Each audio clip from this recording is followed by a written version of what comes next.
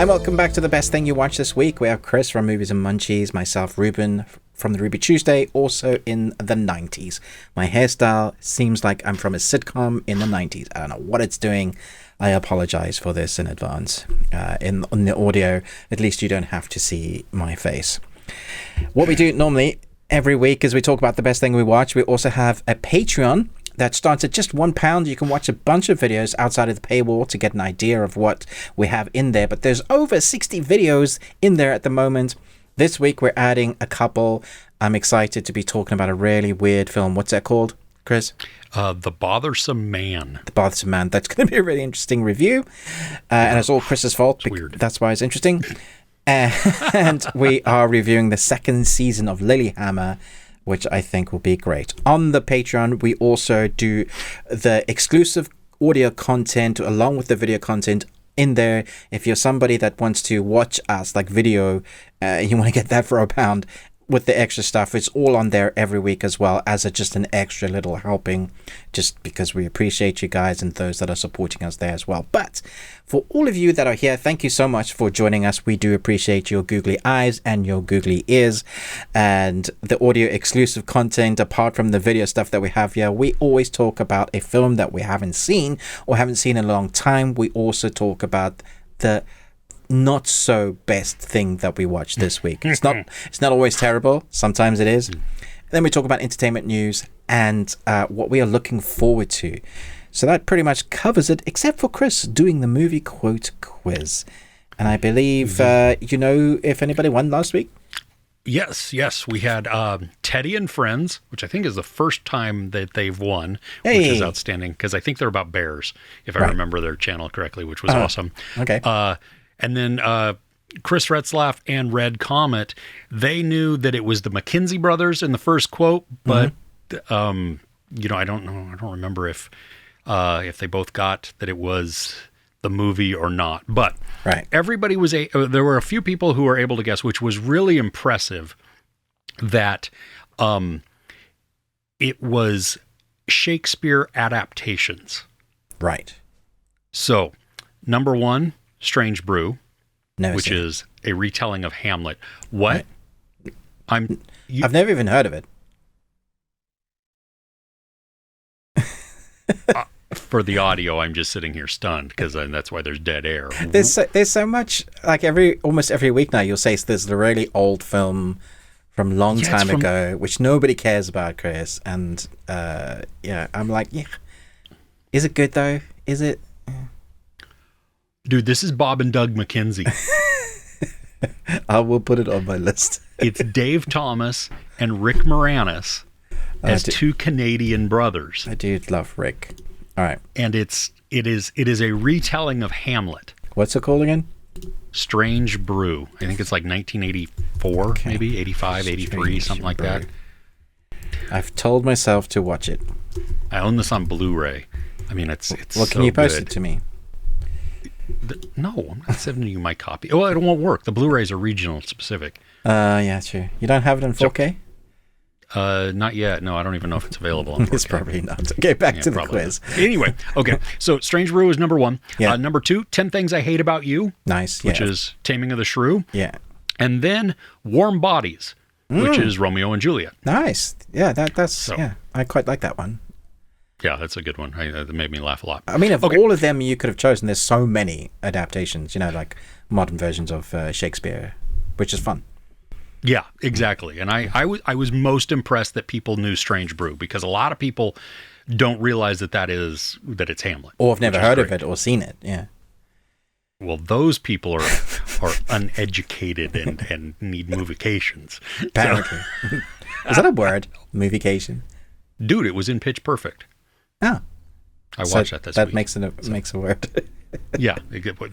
Come on. All words are made up. Okay. You ready? We've wasted enough time. Are you ready for this week's theme? Or yes. I'm not going to tell you the theme. I'm going to give you the quotes. Okay.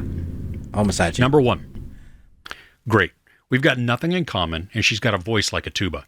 If she had her way, we'd have sex on a bed of nails on national television. But at least the party stinks. Wow. That just sounds like Ryan Reynolds to me. Okay, but okay. Okay, number two. Thank you as well for the conversational hiatus. I genuinely refrain from speech during gustation. There are those who attempt both at the same time. I find it coarse and vulgar. Where were we? Number 3. People just do the strangest things when they believe they're entitled, but they do even stranger things when they just plain believe. Okay. There is a theme. Yeah. Okay. So let us know in the comments. We will give you the shout out next week. Ruben, do you have a question for us? It's more people need to respond to us question again. Okay. So we had one good story from. Do you remember when I asked? You can check on your. I think it was on your video. I'm not sure, but yeah, we had one good story, which I appreciated someone kind of letting us know, and it was fairly horrific as well. So I was like, dang, okay. But this is less dark and more funny. Okay. But I wanted to know, what is the most embarrassing situation you've been in, but without you knowing, and then you found out afterwards? So, like just today, I had an embarrassing situation where I was editing a review for The Wilderness in Costa Coffee, waiting for my wife to come out of an interview.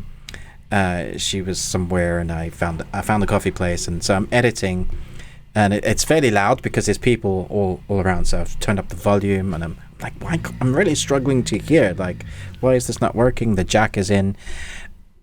It's not until I start watching a bit of not a dodgy film, but it has like some sex stuff in after I've done my edit that I was reviewing for Patreon, do I realize that the sound hadn't worked, that like the AC3 codec hadn't worked, and so everybody is listening to firstly my review of me editing and talking a load of nonsense, and then watching this weird ass movie, dodgy and nobody touches me on the shoulder going, hey, they just all go about their business, and like, so that's embarrassing after the fact. I was wondering, Chris, do you have any of those stories? I'm sure I probably have a lot of them. Oh gosh, that was my email popping in. Sorry about that. I didn't hear anything. Well, that's good. It probably just can't. Well, we'll see. I was watching on a plane one time. I had a little tablet, and I was watching the Boondock Saints. Nice. Okay, now with headphones in, I mean, there's so much cussing in this movie, it's so nobody can hear it. Yeah. I forgot though that they go into a strip club, and one of the dudes, touches the boob and everything else, and so. Like when it comes on, I think I was sitting on the aisle at that point. So people behind me can see this, and all of a sudden there's a naked woman on there, and I'm like, oh, are there kids around? Trying to cover the screen. Yeah. Because my luck is that somebody will look up just at that moment where you have like a dancer on the screen, and they're like, what in the crap is this person? This person's over here watching porn on the plane, and. Because I'll often watch something like a TV series in my room with Kirsten. Our door's open. We don't have like a closed door policy unless you can change or something, just privacy, whatever. So the kids can come in whenever. But like without a doubt, they will always pick the moment where it's like the dodgy awkward sex scene from Game of Thrones, or something like that.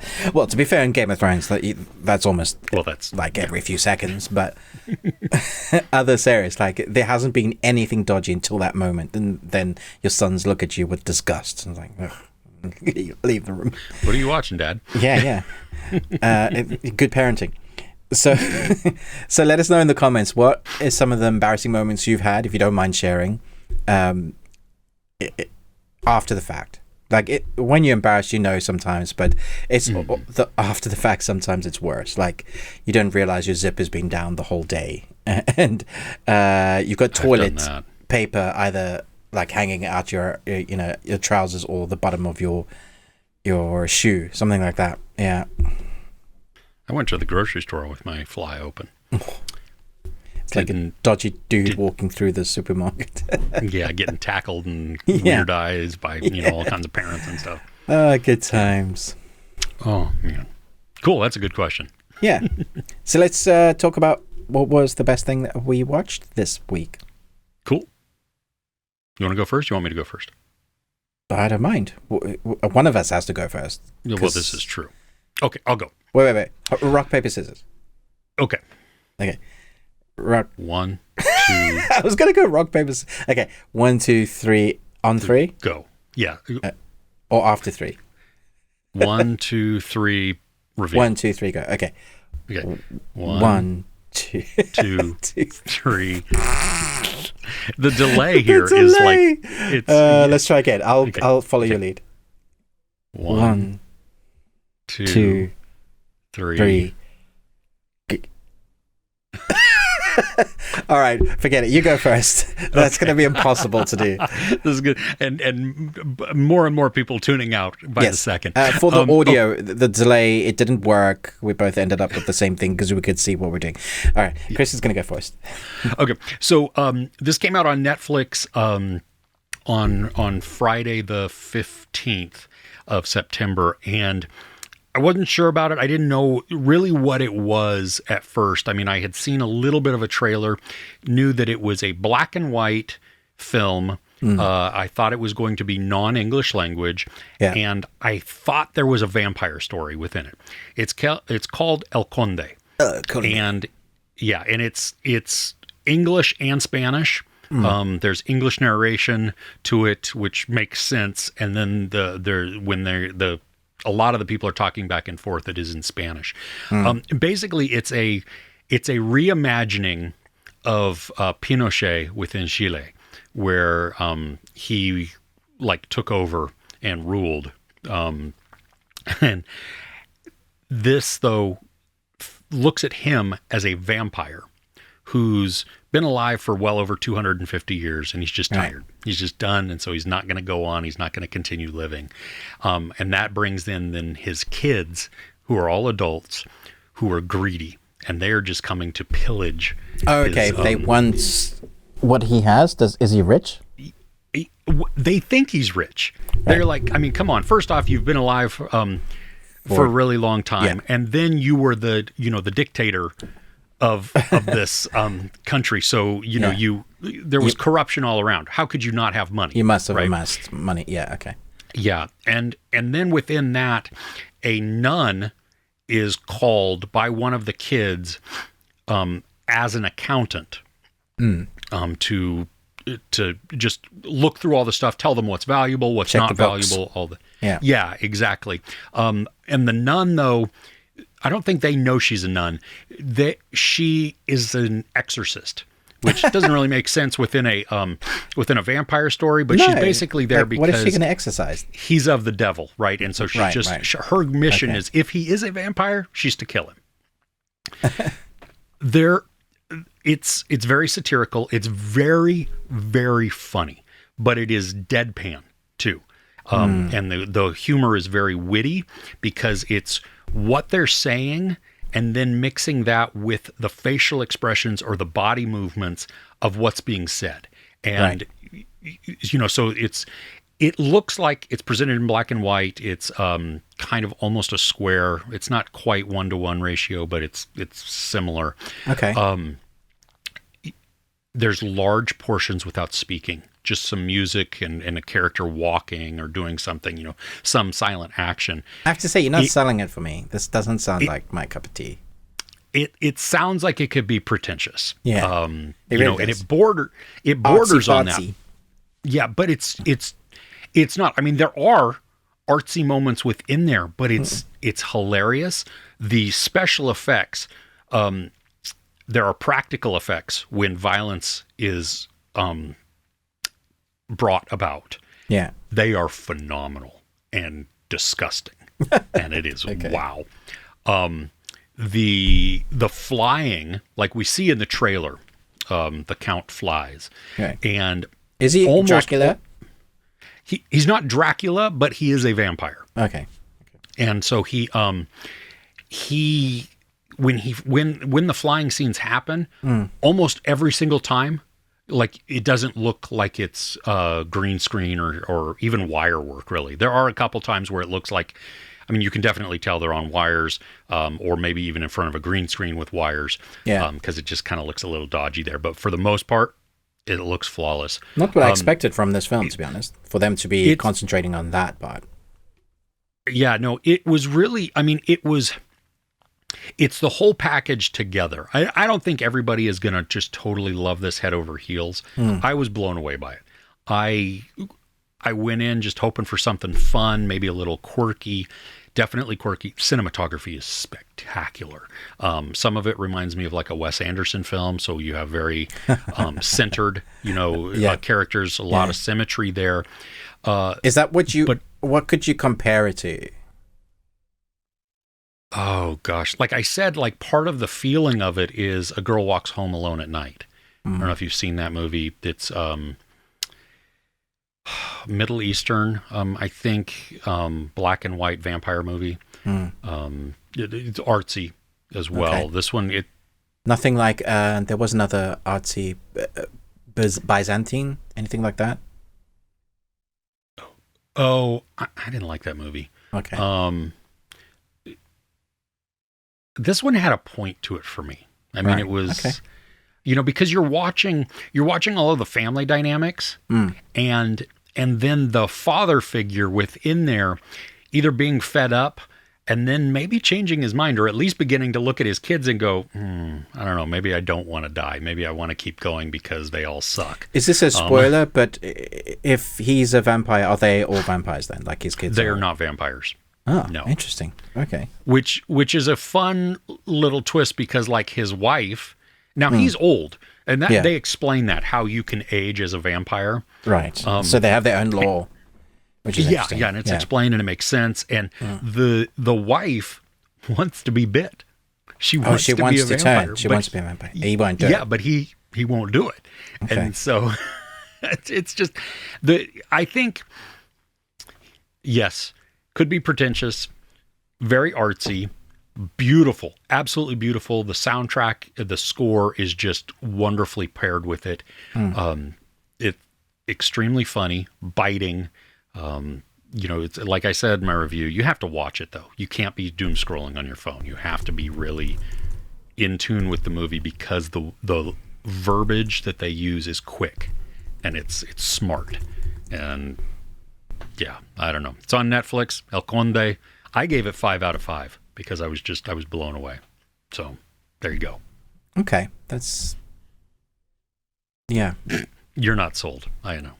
No, but see, the difference with that one is, I'm not a huge fan of Wes Anderson. I know you love Wes Anderson. So when I think about artsy fartsy and little bits of that, and then the pretentious nature of some black and whites, but it also could be excellent. So, see, and I don't think Wes Anderson's story or anything like that. It's truly just the visual of you having some characters who are center frame, because not even everything is symmetrical. I mean, it's just more so centered, and they use that as a way to draw you into the dialogue that's happening and make it more personal. So that you're it's like you're in between two characters, and so you'll be like this, and then you'll turn and see the other person talk, and then go back. And okay, is it anything like the dry New Zealand vampire series? Because you said it wasn't quite a straight movie; that it was what's the word you used? Because there's the series with Taika Waititi who does Shadows. Oh, that one's more like overtly funny. Yeah. It's trying to be more funny. This is just funny. Okay. Not them trying to be like ridiculous or anything else. I mean, there's some absurdity that that comes through. Yeah. Yeah. Okay, cool. Nice. I might watch that. If I put it on with my partner, Kirsten, then I might have to watch it through, because like she I get bored, want to turn things off, and she's like, no, you got to see it through. So yeah, it's not that long. It's under 2 hours. Okay, so. Cool. Yeah. All right. Where do I start? Let me get this over with. So this is like a duo. It's a double feature because we've seen both of these, but here in the UK, Barbie came out digitally, so you can, I don't know if it's been out there for you, must have been worldwide. Yeah, it's on digital now here too. Yeah, cool. And The Flash is coming out, I think it was out now on 4K physical edition. So I got sent the digital screener for Barbie. And cool. Kirsten hadn't watched that, and I'm very happy to say that it gets better. Like, I loved it the first time, but it gets better second viewing, especially when you're watching with someone that hasn't seen it, and listening to Kirsten talking about like her experiences with Barbie when she grew up, having the same discussion we have, like that's not actually a kid's film at all, but how many different messages and the balance of that. Me seeing the message of actually it's not hating men at all right from the beginning. This time I saw the message of men needing to find their own identity and not being held up by women so much. Like there's this balancing act that the film goes through, and I think through multiple viewings you'll see more of it. And Kenergy, I really want a pink jumper with the word Kenergy on it. I gotta have it, man. So loved it, and the songs were great, and the message was fine, and I didn't feel the time. I thought it was great, so that's good. Because I wondered, like sometimes you don't know. You watch it, you go in with the hype, everybody's enjoying it. Like, was I just caught up in the hype? That's easy to do sometimes when everybody in the cinema is experiencing like the same thing, and the energy's there. So yeah, that was good. The Flash 4K release. Okay, so I still enjoy the film, but the CG is not great. Like it just isn't.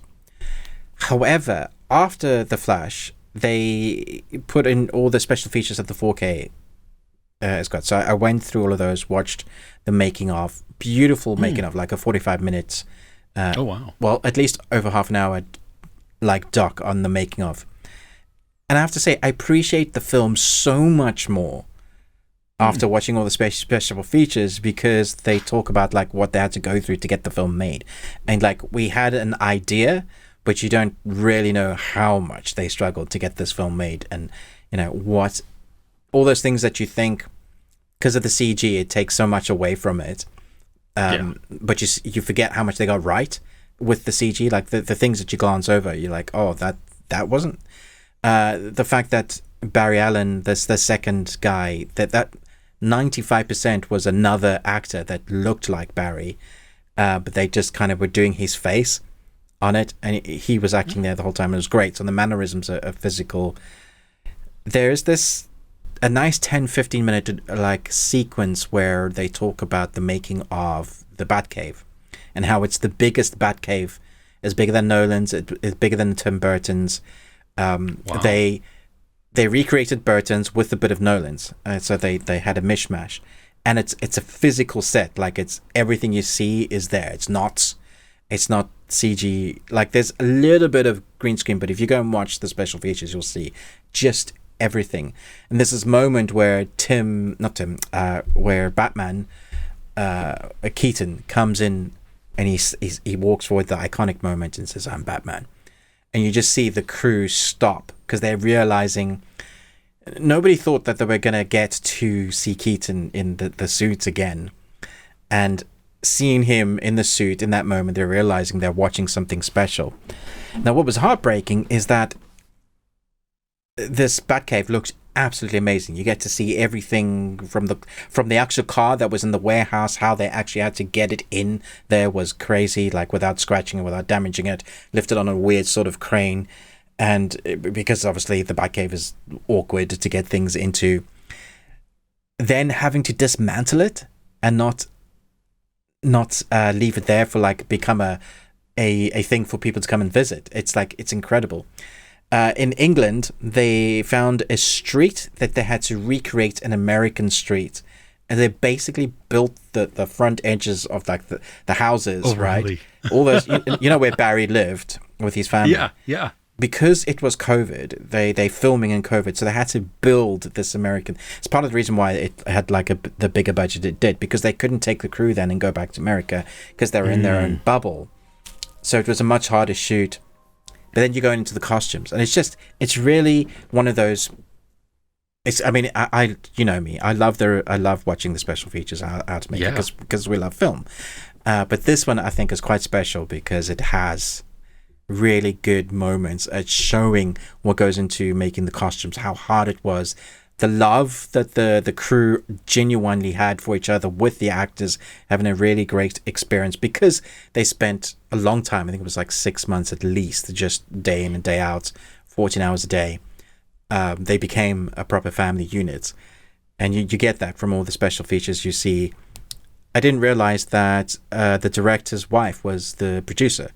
So she's there with them, and they're just like going through everything, what it took to make the Flash come to fruition. So when you go back and watch it after having watched the special features, there's an insight there to you understanding everything that and suddenly like, okay, I wish they'd done something about the CG or the idea of why that was, because you had the budget for it, the decision making, but now I like all these bits so much more. So I thought that was really cool. Yeah. Yeah, I love it when they when you have a different insight into it and it gives you a better appreciation of something, you know. Yeah, so. It really did. So and just like that there's this I'm not talking about like the really important special features. Like there's a whole story, which I'm sure you can find out what it's called. I have it here somewhere. What do you call those dramatizations on audiobooks? Like a radio play? Yeah, it's like a radio play. You know, like what is drama? Audio drama. Yeah, an audible drama. There's an audible original drama with the Flash. 6 parts, all broken up on part of the Flash 4K, and it's really good quality. Like the story is excellent, full cast. Like that would normally cost like you £30, and they've just added it on there. And there is I think it's a 20-minute doc about Supergirl, and it goes through all of the Supergirls that we've had from the TV series 1 to the original. There's some interviews of them, and then showing the importance of how important it was to have this new Supergirl and why they went the darker route with her storyline, and just knowing when they had it right, seeing that moment when she lifts off, she's wearing the outfit for the first time, and you're like, oh, we got this right. It's weird that some of my best moments are the non-Flash moments. Those worked better for me, I think. Yeah, I do think the CG let it down a lot. Zod, seeing that actor when he talks about the professionalism of that actor. It's been 10 years since he did that character Zod, and he stepped into it like that, just fully immersed. I was like, yeah, it's great. I love Michael Shannon. Yeah, he's awesome. Yeah. Anywho, I will stop gushing about those films now. Okay, cool. Well, fun. All right, the next movie I watched, funny enough, kind of has a superhero tie to it. Oh, okay, cool. It's a very weird situation. The movie is already out on, like, to watch online, like on digital or on demand in the UK and probably in other parts of the world.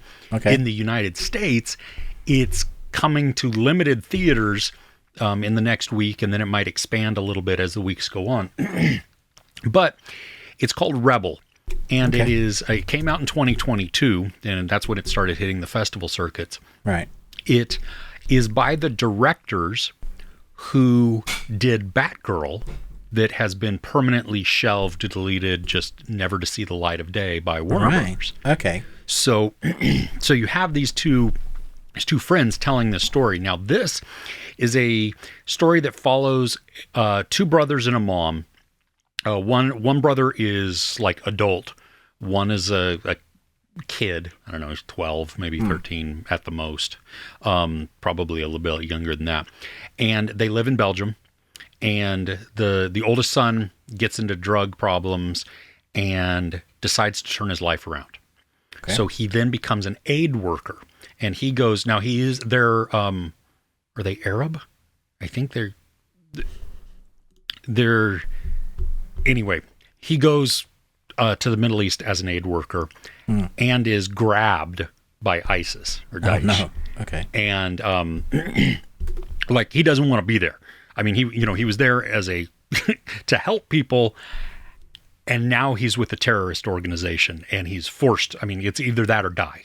Right. I mean, he either goes along with it or not. And so we get to watch his struggle with this and how he has to participate, but because he has all this experience doing music videos, he tries to get in. Well, he does get into that area of it. So he's doing less of the actual any gun work and more of camera work.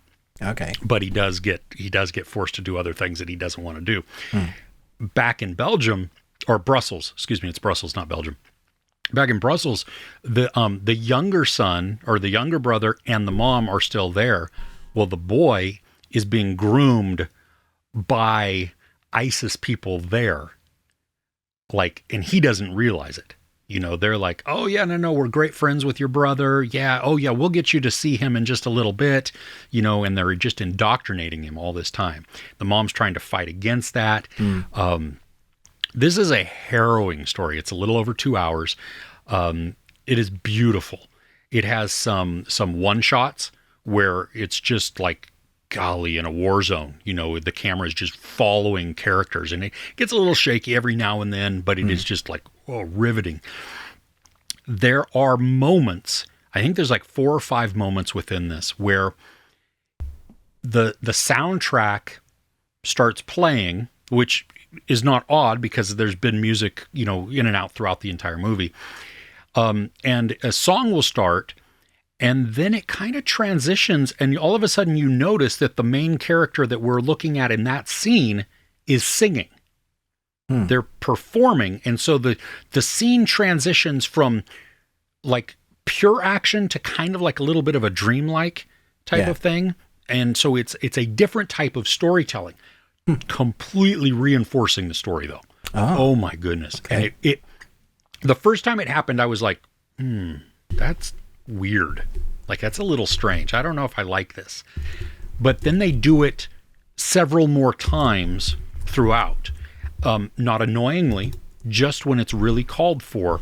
And the way that it helps to reinforce everything, I thought was just beautiful. I mean, it was insane at how well it ended up working.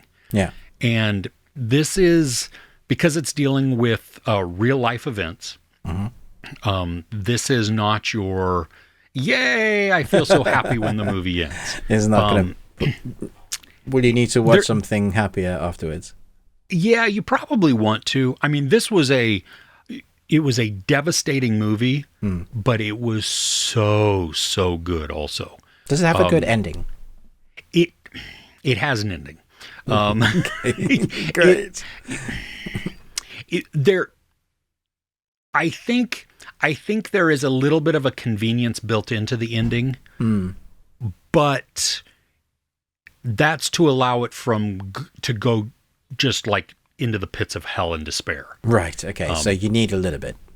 So I realize the world sucks. Can you give me something nice, please? Yeah. But within there, the apple is kind of rotten.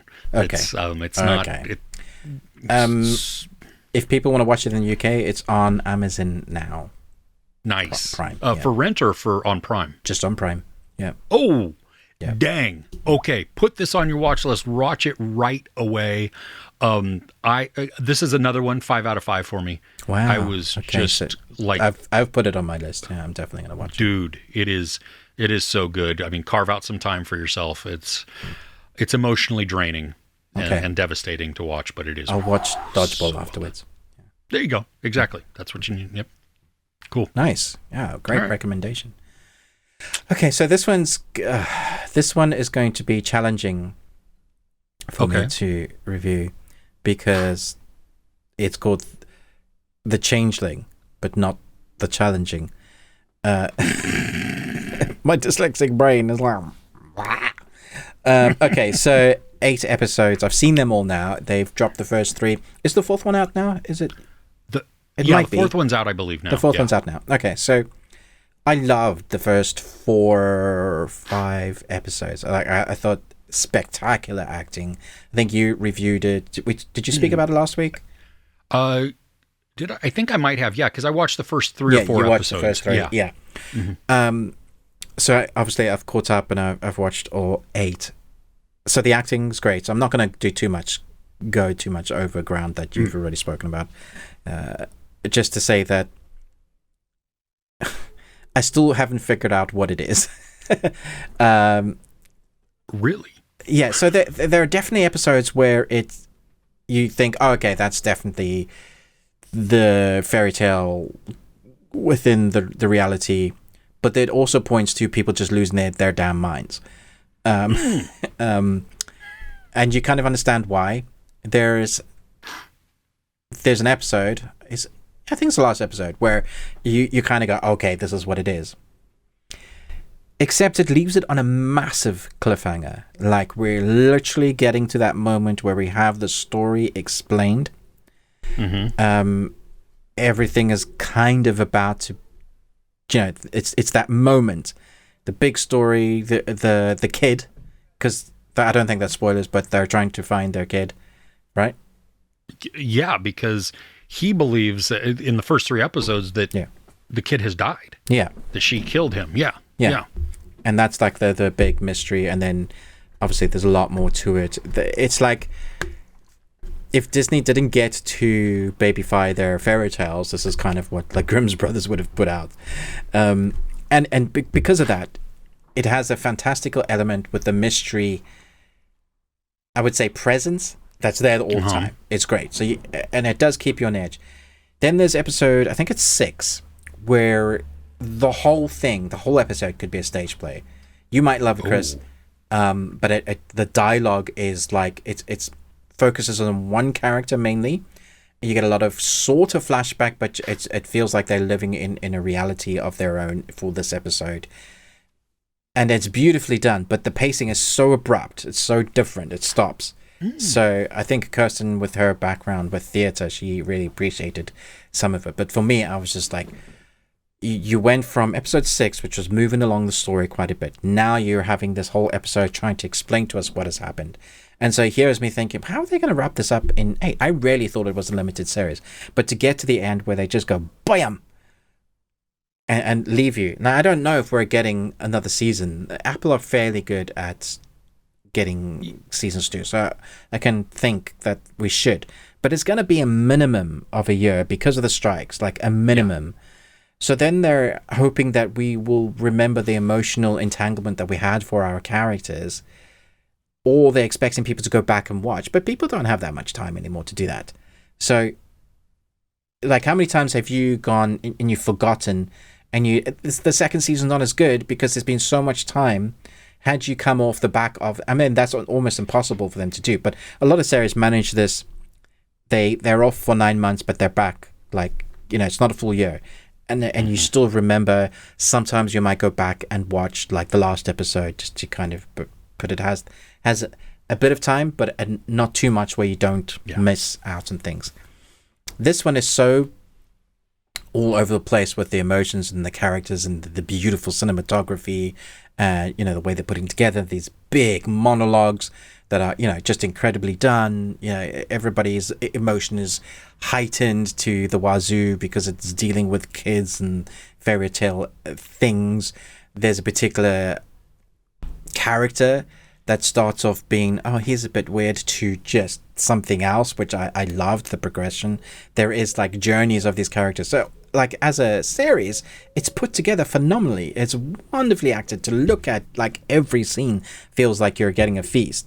Like it's wonderful. But then for me, there's that episode 6. This is like, I don't know what you guys are expecting me to feel in this episode, and then you leave me hanging with. So like it sounds like I'm coming down hard in it, but it's not. It's in the best thing I've watched. It's incredible. It's really good. Do you think there's going to be enough story left to fill up a whole another season, especially if it felt like they were getting ready to explain everything? I don't know, man. Like, it feels like they could drag this out for many seasons.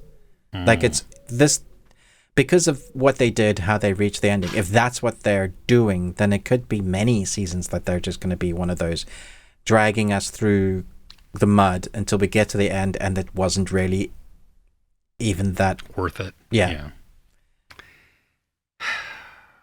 I hope. I mean, Apple has not let us down very much at all. So that's true. Yeah. Okay. Mm-hmm. I am excited to watch the remaining episodes. I mean, they're incredible. Like, there's no doubt. Like, every episode, if you enjoyed the first 4, you're gonna love the rest. Yeah, I thought it was a limited series though too. So that's come on, really? Yeah.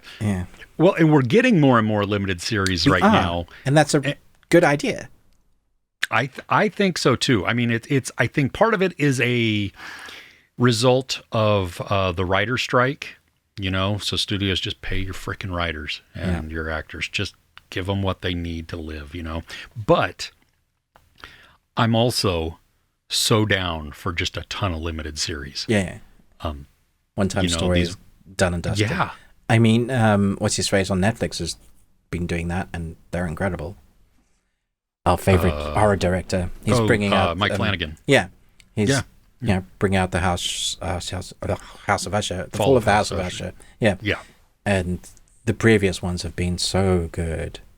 I really want to rewatch the church one. What was that? Midnight Mass. Yeah. Oh my god. Yeah. So good. Midnight Mass. Yeah. Oh, totally.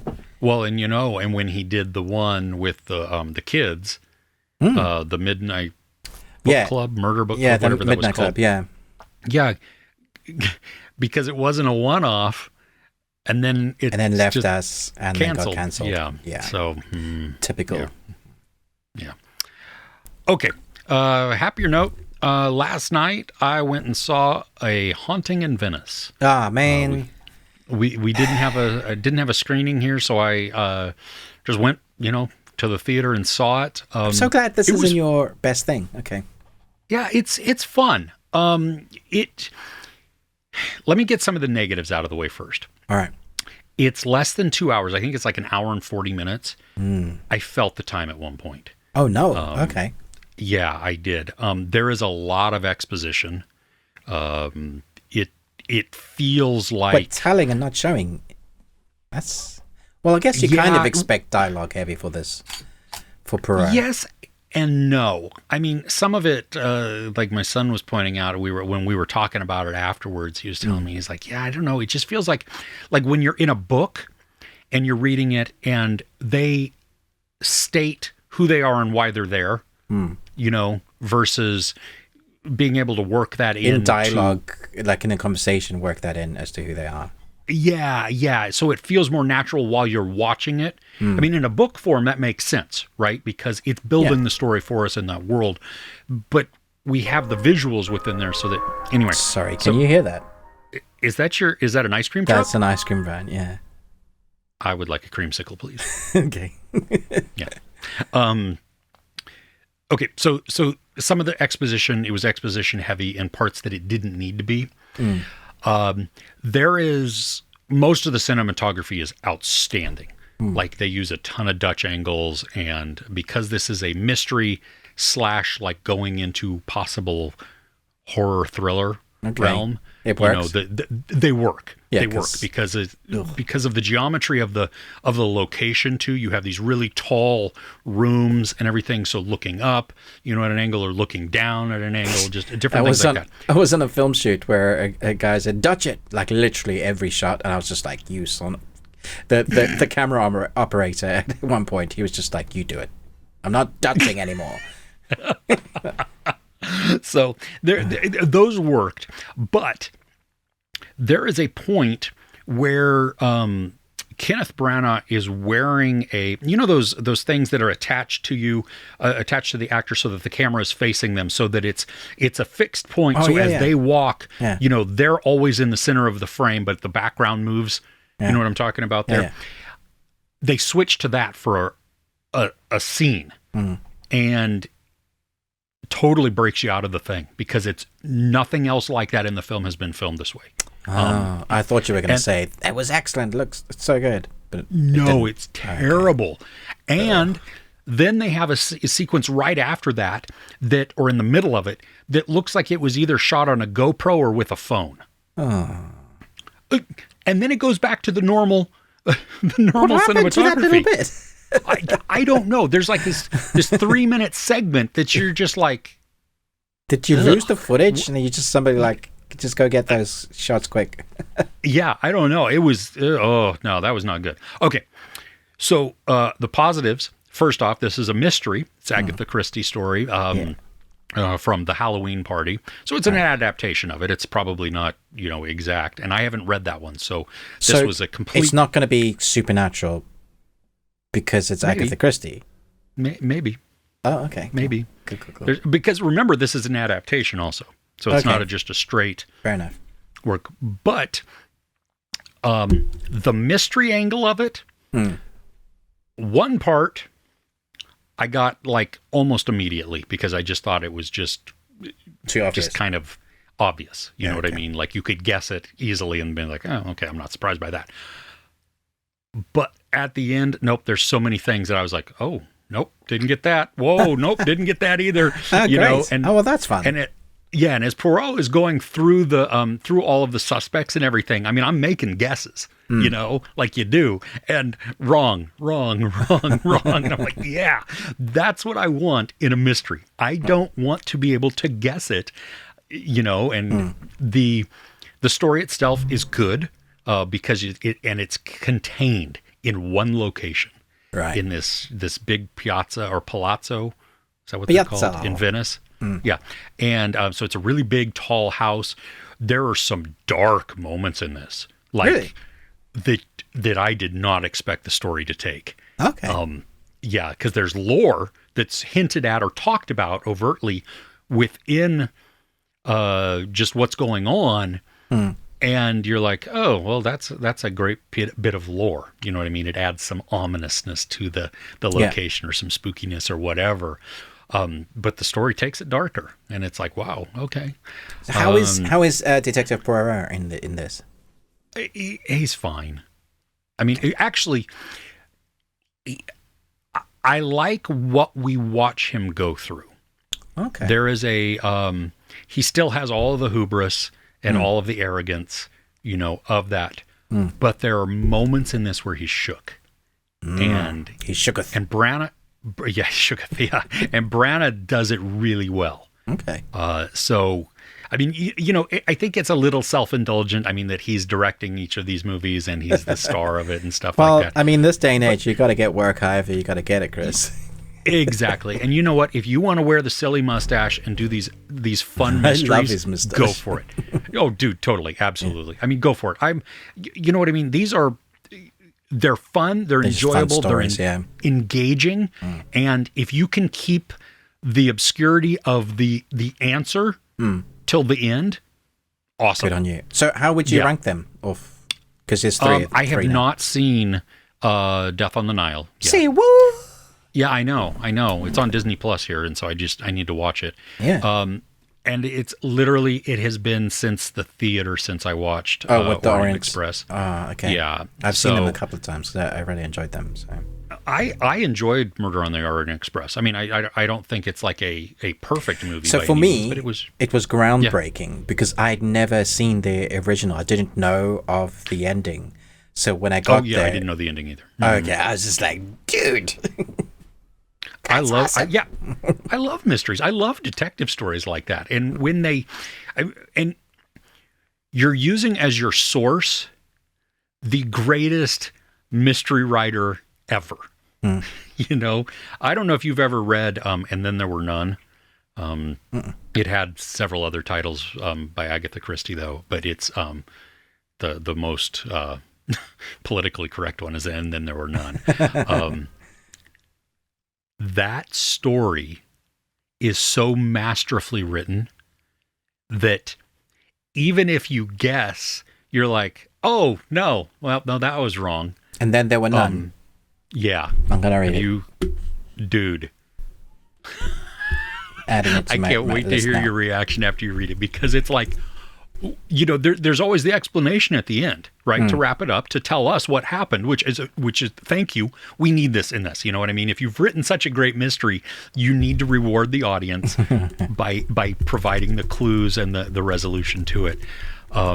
So good. A funny thing in A Haunting in Venice. Okay, so it's directed by Kenneth Branagh.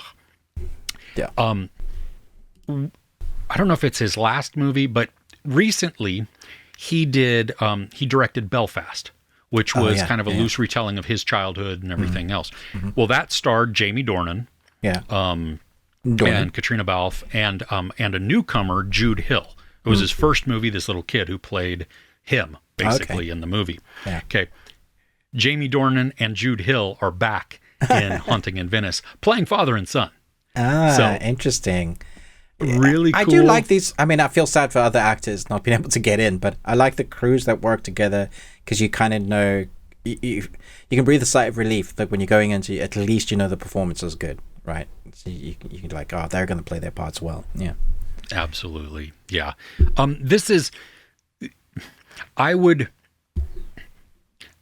see this as fast as possible. Like, you know what I mean? As soon as you're able, just so that no spoilers are given. Yeah. Because it would really, it would be detrimental, I think, to, you know what I mean? Because it ruins it. Why do you want to know the ending of the mystery? Because then why are you watching? Yeah. You know, you remember the bad guy in John Wick 2, the brother who has his sister, who has John Wick kill his sister and stuff. Yeah. He's in this. Okay. He's good. Tina Fey is in it. Who Love Tina. Does not feel like in your head, like at least in my head, like she should fit in this story. Right. She's American. Yeah. But she totally works. Yep. Michelle Yeoh is in this. Kelly Riley is in this. She's redhead. You'd recognize her. Who else is that? Everybody, I think, mostly. There's a couple other characters, but so good. The aesthetics are beautiful. So, yeah, I hope you get to see this soon. Maybe next week. I'm kicking off my kids to university this weekend, so that's a busy one. But I definitely want to see that at the cinema. Is it worth seeing at the cinema, or should you wait? I enjoyed it at the cinema. I mean, I think it's something that you could wait to see it at home. It's not like I was watching it on IMAX, like it was made for IMAX. I mean, it was great to see it in a dark theater with, you know, the big imagery and the sound, because there are things where you're like, ooh, you know, or ooh, that's creepy, because it pulls in the idea of the supernatural. That's all I'm going to say about that part of it. So it has this tone to it where, I don't know. There you go.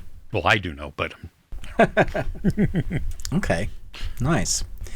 I did not expect to be talking about this week. Okay. Because okay, there's been six series, spin-off series of The Walking Dead. Like, I kid you not, 6 different. There's been Dead City. I'm just gonna get these names right before everybody kills me. Yeah, The Walking Dead, Dead City. There is, that's coming next year, Macone and Rick. So they're the lady with the dreads, pretty cool lady, and obviously Rick. And then there's The Walking Teens, or I should rather say The World Beyond. Walking Teens. Yep, we had 2 seasons of that malarkey, and we had an anthology series called Tales of the Walking Dead. Fear of the Walking Dead's just finishing now. So, like, and I think I've seen all of them. Like, did you name the one that has Negan and Maggie? Yeah, Dead City. Yeah, Dead City. Okay. Yeah. So, Daryl Dixon is a new Walking Dead spin-off series. There are 6 episodes. Firstly, I should say it's already been picked up for a second season, so it's not a complete miniseries. It's not a complete story, but it does have an arc that it sort of completes, but it also leaves our character at the end having to make a decision of what he's going to do for the future, and it just leaves it there. So although I hate cliffhangers, for this it works, especially because we know that we're getting a second season. This was great. This was really good. This is like a return to form, because I think it deals with one character that a lot of people know and love. He's this really, I'm not going to say grumpy, but he's in his head all the time. Daryl doesn't, he's a man of few words, but a man of a lot of action. Like, he has that sort of, he's a man, I'm going to say a man's man, but he has this moral compass that I've always liked, even if it gets him into real trouble. Like, he will take on a bunch of people that he'll probably end up dying. You know, that's that thought. If I die trying to save these people, that's okay with me. So because of what's happened at the end of The Walking Dead, he's found himself on shore in France. And he needs to get back. Yeah, he was put on a boat. Okay. Yeah, he was put in a boat, and then he wakes up on shore. Yeah, so like a ship or a boat? No, like I don't want to spoil it but yeah, okay. So it starts with like a bit of, he's on a wreck, he's tied to a bit of rope, so he's obviously escaped a wreckage, and he's just like literally like basically dying, and he kind of floats into shore, and he's like, he needs water, he's trying to survive, get all his stuff, and then he's trying to figure out where the hell he is. He has no clue, and he's like, what is this place? First person is like, speaks to him, on a baguette? No, they don't do that. They just speak in Maurice, the baguettes. It doesn't hurt because you're dead. Exactly. So he's, you know, he can't speak to people because he doesn't speak the language. It's an American. You know, everybody's like, oh, it's the American. You know, that sort of. But France looks brilliant, like as in a post-apocalyptic France, the overgrown. You think about the architecture, you know, with the tall buildings. But like the old kind of stonework, but with like just overgrown. It doesn't look green screen. I don't know quite how they did it. It must be, but it's the effect that they planned. Some of it is like real sets, so that way he's walking between, you know, broken cars. The thing that they did right was they made zombies scary again, because they do something with the zombies. They do something different this time around, which is brilliant. So bad guys are doing bad stuff to the zombies, and now we have a sort of new breed that makes them really dangerous again. So rather than Daryl going around, you know, just stabbing a few, taking on a horde of zombies, we've had 50 seasons, like altogether probably, of zombies, and like we've seen almost everything. However, because it's Daryl on the journey trying to find his way home, you're rooting for him already. But it's the people that he starts befriending along the way that he can't help himself. Like, he needs to get home, but he somehow finds himself now escorting someone to another location because they believe a certain thing. He likes this certain nun, and like he's on a journey again, and he meets up with like bad people, finds himself in a pit surrounded by special zombies, and this is how it works. So there's only 6 episodes. I would say the best thing to do with this is wait until the 6 episodes are there, and just binge it in a day. Like, it's one story that works really well. I think you're going to be frustrated if you're just like watching one bit as it gets week to week, even though you want the season to continue and have good numbers so they don't cancel it. It's been greenlit for a 2nd season already. I think if people go back and watch it on the streaming, they'll see it picked up because people are watching it a number of episodes together. Norman Reedus plays this character brilliant. There's some dialogue moments where we get to see him a bit emotional as well, which is great because the character needed some of that. It's not one of those series where you're expecting huge emotional depth or monologues. What you want is an adventure, an escapism, a reason to care, good prosthetics, but actually a story that makes you want to come back every week. Tense enough. And they've managed to do that. The humans still suck. The Norman Reedus is still the hero, escorting people down the line. Prosthetics is great, and the zombies are scary again. It literally went back to what worked at the beginning, and went, oh yeah, this used to work, let's do that, and it does. Nice. There's a few flashbacks of when we get to see a character like in the world before it was, and how they ended up where they did, and that connects to not a redemption of a character, but the arc of a character wanting to be better, and that really works in this series. So I was surprised. I was like, damn, maybe because I went in with like really low expectations. Sure. I'm sure that plays a part into it, but Norman Reedus, you know, he's made a career out of walking now. He did Death Stranding, where he's that character walking, and now he's being from The Walking Dead. Now he's got his own series walking, and I think he's excellent. So nice. Cheers. Right on. You got anything else? Mm-hmm. Okay. Mm-hmm. Go for it. I don't have anything else. Okay. I guess I'll be quick with this one because you've spoken about it before a few weeks ago, but it just came to digital download. I watched Talk to Me. I wasn't sure I was gonna watch it because it looked pretty creepy, to be honest. But I really like the gimmick of this. It's a hand. It has some lore behind it. It's a porcelain hand that has like a bunch of things written on it. If you grip it, what you see after you say a bunch of words is different for everybody, which I think is really interesting. And then you gotta say, and just for the record, I would never say like "let me in." There are reasons why you hear of the dodgy stories with the Ouija boards or the Ouija boards or the Ouija board or however you want to pronounce it. That sort of like, even if you don't believe, there's still reasons why you just don't tempt fate, right? Mm-hmm. Don't screw that stuff. And the way these kids tempt fate, they deserve everything they get. Like, what? When you see someone's eyes go black and then they start speaking in a different voice and contort, there's like whatever you think demons are or ghosts or whatever. Should you really be messing with that in the way they are? They're not even like ghost hunters or ghost faces being respectful. They're playing it like a spin the bottle game, you know? Yeah. A complete party game. Yeah. I was just like, this is going to end up ruined.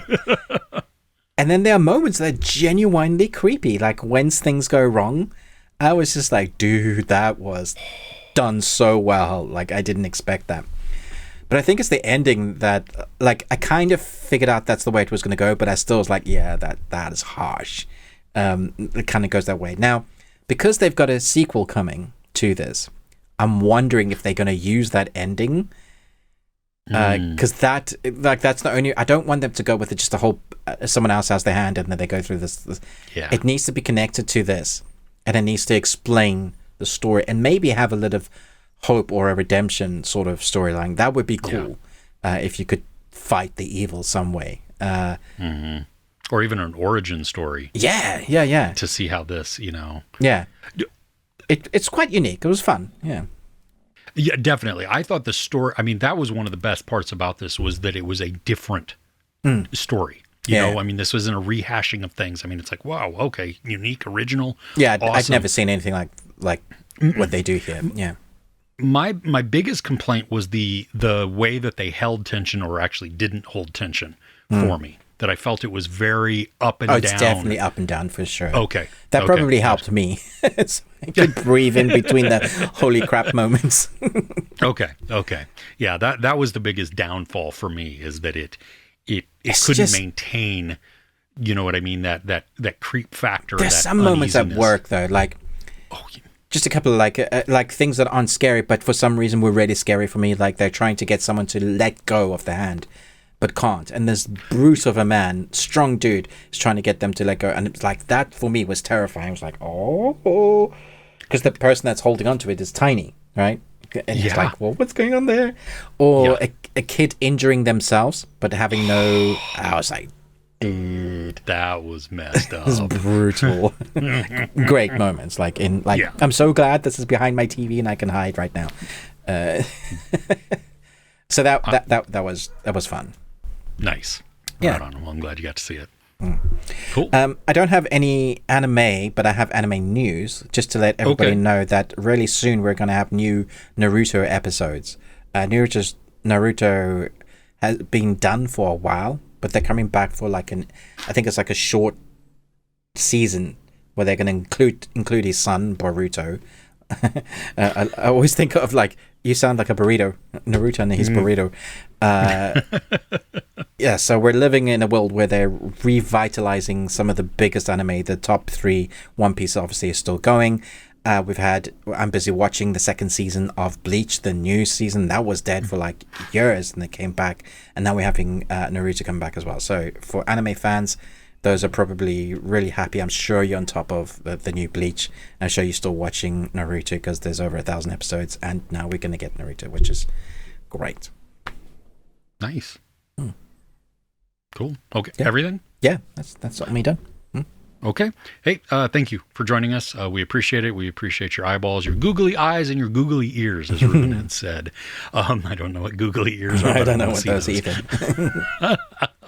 That's a new horror movie. Hey, like Ruben had mentioned, we have a Patreon. The £1 gets you in the access to everything that we have there. New stuff going up all the time. Even a couple that are outside the paywall, so you can get a sample of what we get up to. We have a couple dropping this week, a series review, a movie review, and then we also put our whole audio portion that you can only get on the podcast and the video that you were just watching together with all video on there as well, just as an added bonus if you want to sit and watch that. Yeah. So check that out, patreon.com/thebeardedones. We do have a podcast, like I said. You can find us pretty much anywhere that you listen to podcasts. Just search The Best Thing We Watched This Week. We will pop up there. Links are in the description as well. And if you go over there and you do happen to listen to us, if you could rate and review us, that would be huge. Do all the YouTube-y stuff. Like, share, subscribe. Ruben with the Ruby Tuesday. Me, Chris, Movies and Munchies. Coming up in the podcast part, we're doing... What in the world was that? Just trying to see how many people are still watching. Yeah. Okay. I don't know what Ruben was doing.